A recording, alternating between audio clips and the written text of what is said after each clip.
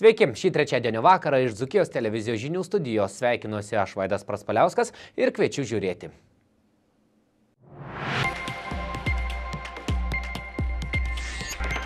Šiandien žiniuose matysite. Tokios kaprizingos žiemos kelininkai neprisimena. Perkančiosios organizacijos reikia turėti tik tai 2 barstytuvus Alytaus miestą prižiūrėti. Šiai dienai mes esam paruošę 9 barstytuvus. Proginių rūbų salonas Sintija švenčia įkurtuves. Pas mane kirbėjo galveliai tos mintys ir ta didelė brendo svajonė, kad tik turėti savo patalpas, savo namučius, mūsų suknelės. Alytaus jaunimo centre mamos ir mažylio studijos mokiniai pristatė savo darbų parodą Draugas. Šioje parodoje buvo naudota labai paprasta technika. Daugiausiai naudojom laikraščių žurnalų, juos vaikai plėšė. Tada klijavo ant lapo, paskui kirpom trafaretus darėmės. Dzūkijoje NBA trenerio sūnus.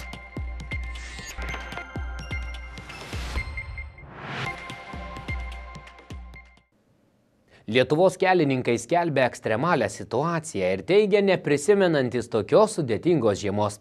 Alytuje gatves valo ir barsto bendrovė Raguvilė. Kaip pavyksta suvaldyti situaciją, kiek druskos bei smėlio išbarstoma gatvėse, kad jos nebūtų slidžios, domisi Daina Baranauskaitė. Tai įprastas sausio mėnesio naktinis kelininkų darbas. Drebent sniegų į Alytaus gatves išrieda kelius valančios ir barstančios bendrovės Raguvilė, Naujutilaitė technika. Vyrų komanda neprisimena tokios kaprizingos žiemos. Kartais sninga nuo vakaro iki paryčių. Pastabų pastoviai gaunam, kiekvieną dieną yra patikrinimo aktai, važiuojam, pakoreguojam, pataisom, ką reikia ir tikrai, miestas nebuvo suparlyžuotas, tai kad džiaugiamės ir esam patenkinti ir žmonėmis esu patenkintas, ir šiandien mechanikų, ir šalkalviais, žmonės tikrai dirba, ateina ir pertikrina techniką, ją paruošia vėl tolimesniam darbui ir vėl laukiam, vėl savaitgalį pranašauja snygiaus. Tikrai per mano patirtį gatvių valymo ir priežiūros tokios žiemos dar nėra buvę. O mes jau dirbam 16 metų įmonė yra. Tai tikrai nesam turėję tokios gilios žymios, kur sninga. Trečiadienio popietę technika po nakties darbo sustatyta bendrovės Raguvilė bazėje, tačiau užėjus sutemoms vėl išriedės į gatves. Bendrovės vadovas sako, jog druskos ir smėlio mišinio Alytaus gatvėse per šį sezoną išbarstyta 100 tonų. Šį sezoną jau druskos sunaudojom 1250 su viršum tonų, mišinių sunaudojom apie 200 su viršum ir dar kažkiek ir sandėlios, mes ne per svarstyklės važiuojam, bet paskutinių 3 dienų neturiu statistikos, tai dar bus apie 100 tonų ir druskos bus. Tai tikrai. O jau grinai dirbant sausio mėnesį 2019 metais, 20 dienai buvom sunaudoję apie 700 tonų druskos, 150 tonų mišinių, apie 200 tonų tirpalų. Tai įspūdingi skaičiai. Kai Lietuvos kelininkai skelbė ekstremalią situaciją, Alytuje kelius valančios bendrovės vadovas džiaugiasi, jog situacija suvaldyta, eismas mieste nebuvo suparalyžuotas. To anot Virginijaus Brazausko pavyko išvengti dėl turimo didesnio nei sutartyje su miesto savivaldybe numatyto technikos kiekio.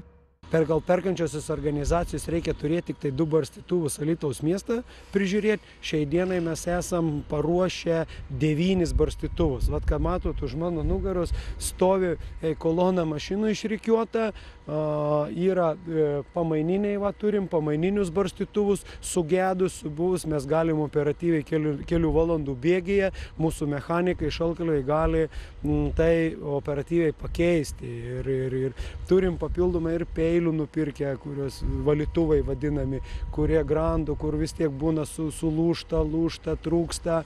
Tai Va, tai tas mus ir gelbėja operatyvumas, gelbėja tai, kad dirbam jau 7 sezoną šitą miestą, mes žinome kiekvieną kampą, kiekvieną stotelę, kiekvieną, kur reikia nusukimą ir taip toliau, ką reikia daryti, kur pirmiausia reikia važiuoti daryti, kur yra sudėtingiausios sąlygos būna susidaro, tai aplinkeliai, nuokalnės, tiltai, viadukai. Lietuvos kelininkai įspėja vairuotojus ypatingai budriais būti kaimiškų savivaldybių keliuose. Mat artėjantį savaitgalį pranašaujamas gausus sniegas ir šaltis. Daina Barnauskaitė, Marius Šagunevičius, Dzūkijos televizija. 4 metus Alytuje Ligoninės gatvėje dirbęs proginių rūbų salonas Sintija iš nuomojamų patalpų persikėlė į nuosavas Kaštonų gatvėje. Plačiau apie jaukų įkurtuvių vakarą, tvyrojusią šiltą nuotaiką bei kodėl salono savininkė ryžosi investuoti, pasakoja Daina Baranauskaitė. Antradienio vakarą ties Kaštonų gatvės 22 namu sujudimas. Į įkurtuves nešini gėlėmis ėjo proginių drabužių salono Sintija savininkės Linos Baranauskienės klientai, bičiuliai, artimiausi giminaičiai. Linute, palinkėti, kad ilgai žydėtų ir jūsų salonas žydėtų tik baltom spalvom, džiaugsmo spalvom, laimės ir sėkmės. Labai džiaugiuosi, kad teko jūs pažinti ir visos aplinkybės sudėliojo taip, kad vis dėlto pasukom į jūsų saloną ir labai linkiu, kad šis salonas taptų ne tik Alytuj lankomiausias, bet ir ateityje Lietuvoje. Ačiū labai, ačiū mieloji, ačiū. Tu tokia iškverminga, tu tokia užsispyrusi, bet labai gražiai užsispyrusi. Jei tu sugalvojai, ką padaryti, tu būtinai turėjai padaryti. Kiek tau kainavo jėgų ir visko, bet šiandien didžiuotis, kad tu šiandien stovi čia. Ačiū labai, ačiū. Šis dar dažais kvepiantis salonas jo savininkės Linos svajonė, kurią brandino ne vienerius metus. Prieš tai veikla vyko Ligoninės gatvėje nuomojamuose patalpose, o praėjus 4 metams jau švenčiamos įkurtuvės nuosavose Kaštonų gatvėje. Pas mane kirbėjo galveliai tos mintys ir ta didelė brendo svajonė, kad tik turėti savo patalpas, savo namučius, mūsų suknelėms. Ir iš tikrųjų tuos visus metus brandinau tą savo didžią svajonę. Ta svajonė labai iš tikrųjų padėjo įgyvendinti mano brangus vyras, mano dukros, vyro tėvai, draugai, tiesiog šeimos nariai, kurie man pritarė ir davė tokį kaip pospyrį, kad tikrai ta svajonė bus įgyvendinta. Ir štai po 4 metų darbo tikrai to darbo reikėjo įdėti nemažai. Darbas yra iš tikrųjų toksai kaip ir atpildo, sakau, ir labai malonu, kada nuotakos klientai ir nuotakos, kaip ir matėte, sugrįžo į mūsų įkurtuves, tai čia jau ne naujo mūsų salono atidarymas, tai čia tiesiog įkurtuvės, kad tiesiog persikėlėmės iš savo jau namučius.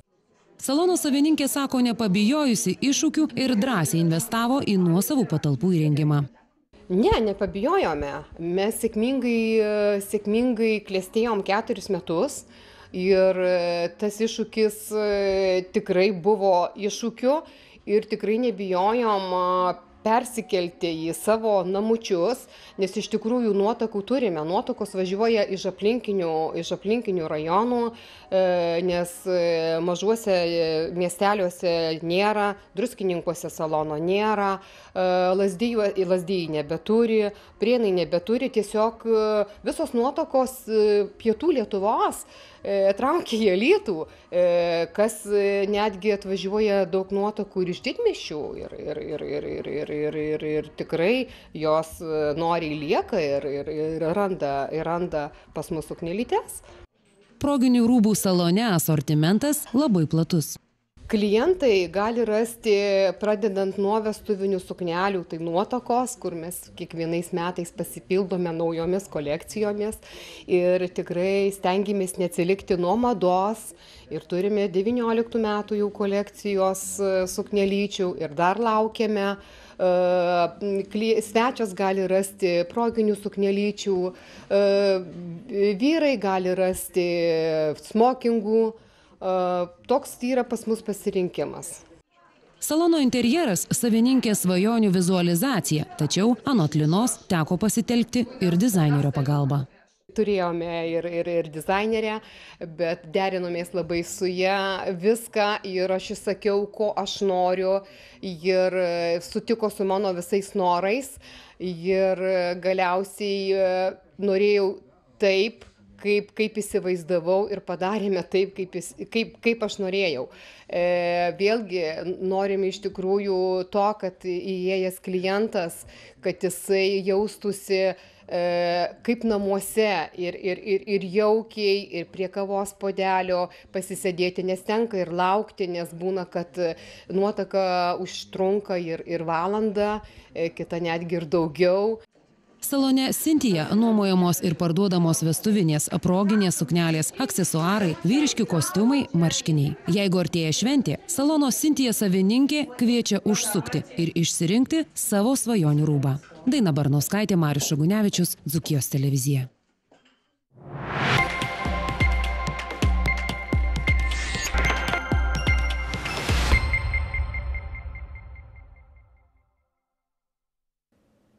Alytaus jaunimo centro asmenybės ugdymo studijos Mamos ir mažylio studija lankytojai pristatė savo darbų parodą Draugas. Parodos atidarymo akimirkos reportaže. Antradienio vakarą Alytaus jaunimo centro foje atidarytoje parodoje išsirikiavę šuniukų portretai bei šių augintinių skulptūrėlės. Tai asmenybės ugdymo studijos Mamos ir mažylio studija lankytojų kūriniai. Tai jau trečioji šios studijos mokinių paroda, kurioje jaunieji menininkai savarankiškai arba padedami mamyčių pristato beveik 30 itin originalių ir ekologišką techniką sukurtų darbų. Kadangi pati esu mama ir auginu 3 vaikus, tai kažkaip matau, ko būtent tokiam amžiui reikia. Ir kažkaip matau, kad jie tuos gyvūnus labai myli ir labai su jais nori draugauti, bet kažkaip ir taip kilo ta idėja. Ir labai visiems patiko, nes dauguma iš mūsų dalyvių ir patys augina tuos gyvūnus, tai čia, žodžiu, viskas kaip ir turėjo būti. Šioje parodoje buvo naudota labai paprasta technika.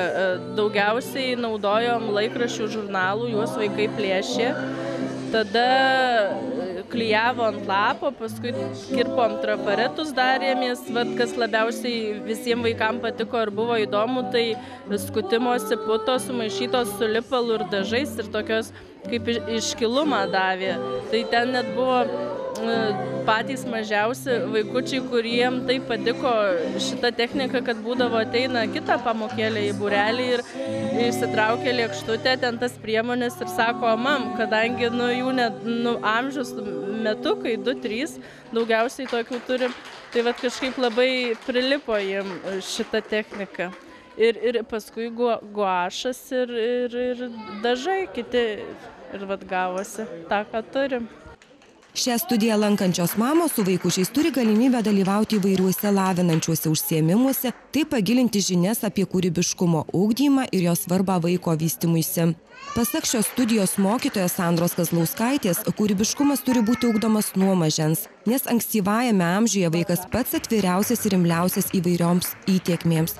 Šis amžius yra ir pats palankiausias kūrybiniams gebėjimams plėtoti.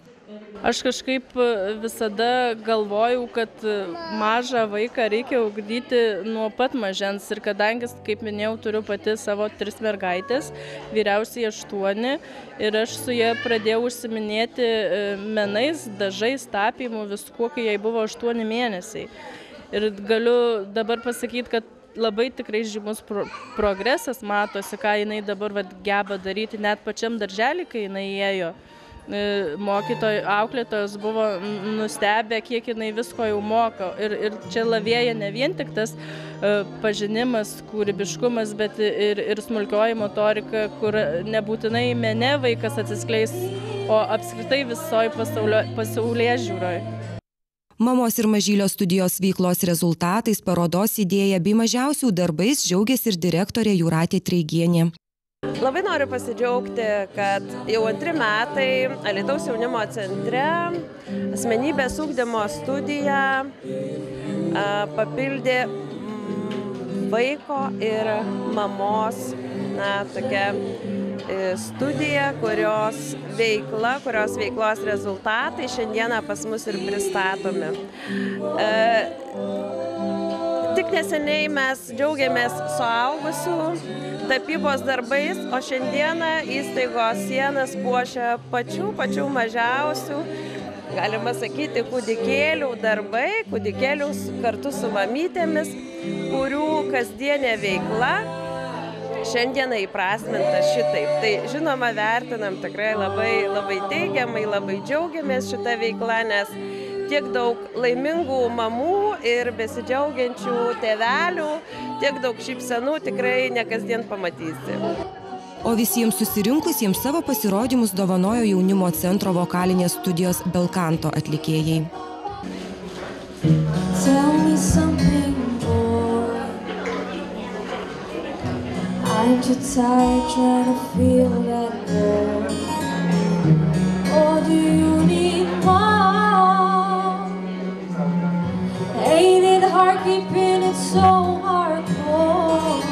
I'm falling. In all the good times I find myself longing for a change. In all the bad times I fear myself. I'm up the deep end, watch as I dive in. I'll never meet the ground.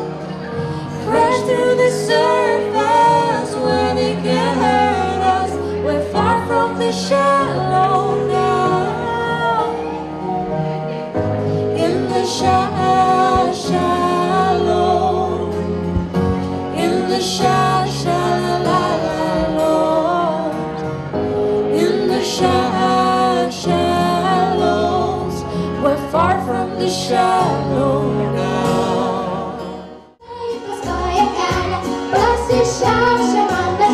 Vilma Slabačiauskienė, Marius Šagunevičius, Dzūkijos televizija.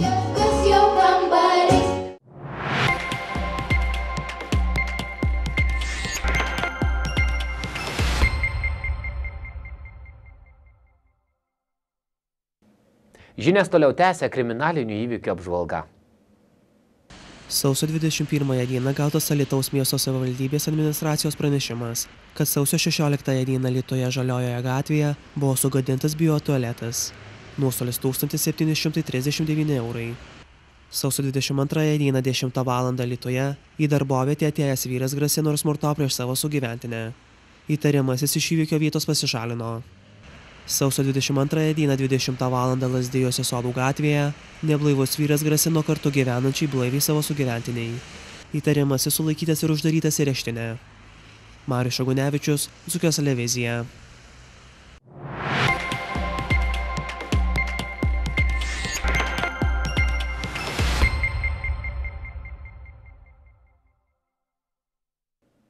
Kaimyninėje Latvijoje įvyko Baltijos šalių šaudymo iš lanko čempionatas. Tarp gausiai susirinkusių dalyvių buvo galima išvysti ir Alytaus Žaliojo lanko sportininkus. Kaip jiems sekėsi, sužinosite netrukus. Latvijos mieste Ventspilyje įvyko Baltijos šalių šaudymo iš lanko čempionatas. Jame dalyvavo geriausi Baltijos šalių sportininkai. Šiuose varžybose Alytaus miesto vardą gynė Žaliojo lanko šauliai. Baltijos šalių čempionėmis olimpinių lankų moterų komandinėse varžybose tapo Kristina Bramaitytė, Paulina Ramanauskaitė ir Inga Timinskinė, kurios taip pat pagerino pratimo Team 25 metrai round Lietuvos rekordą. Taip pat individualiuose varžybose olimpinių lankų moterų grupėje sidabro iškovojo Inga Timinskinė, o bronza atiteko Kristinai Bramaitytei. Marius Šagunevičius, Dzūkijos televizija. Alytaus Dzūkija surado pamainą į Rusiją išvykusiam žaisti Kendrikui Braunui. Ekipą netrukus papildys NBA klubo Golden State Warriors vyriausiojo trenerio asistento Maiko Brauno sūnus Elija. Krepšinio klubas Alytaus Dzūkija ir toliau pildosi naujais žaidėjais. Komandą papildė 23 metų, 1,93 cm ūgio amerikietis Elija Braunas. Gynėjo pozicijoje žaidžiantis krepšininkas atvyksta iš NBA G lygos, kur atstovavo Grand Rapids ekipai. Naujokas rinkdavo po 13,6 taško, bet kovodavo po 3,5 kamulio. Nepaslaptis, jog žaidėjas yra NBA klubo Golden State Warriors vyriausiojo trenerio asistento Maiko Brauno sūnus. Marius Šagunevičius, Dzūkės televizija.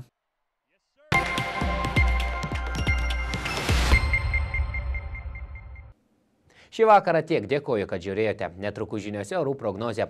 Na, užkart po žinių nepraleiskite laidos poziciją. Joje diskusija apie 2019 metų Alytaus biudžetą.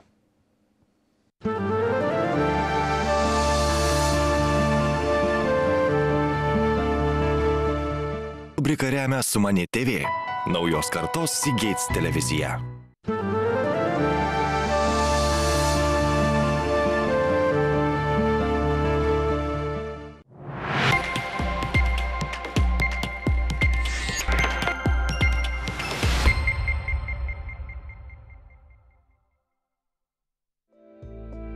Ketvirtadienį taip pat žymesnio sniego nenumatoma, šaltis dar labiau įsismagins. Debesų išliks nedaug, todėl snaigės mažai tikėtinos. Nestiprus pietryčių rytų vėjas žada dar šaltesnę naktį. Labai žvarbu neturėtų būti, nes vietomis pasirodys saulė ir vėjas bus nestiprus. Artimiausią naktį Alytuje 14, Kaune 17, Vilniuje 16, Klaipėdoje temperatūra nukris iki 12 laipsnių šalčio. Ketvirtadienio dieną Alytuje ir Klaipėdoje numatoma iki 8, Kaune 9, Vilniuje iki 10 laipsnių šalčio.